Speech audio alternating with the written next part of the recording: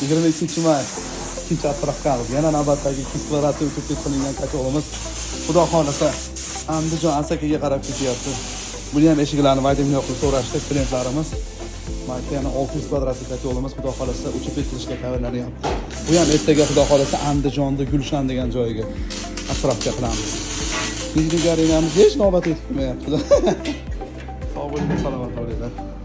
200 kvadratli uchib qilingan kotolimiz Andijon Asakaga yetib keldi. Mana o'sha taniqli Shavkat akam usta. Tuzingiz aka, kotol haqida ikki og'zim aka bilan deb qarasa endi aka. Endi kotollarni hamma mumkinlarni ham qo'yib ko'rdik, uni ham qo'yib ko'rdik. Mana shuni trendga olib chiqamiz.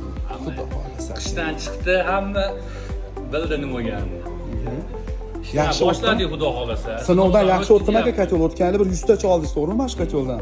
Onni utuplyonni ko'rdik bildan. Da, bizning to'playni olib kelmaymiz endi. Bo'laveradi, Xudo xolasa.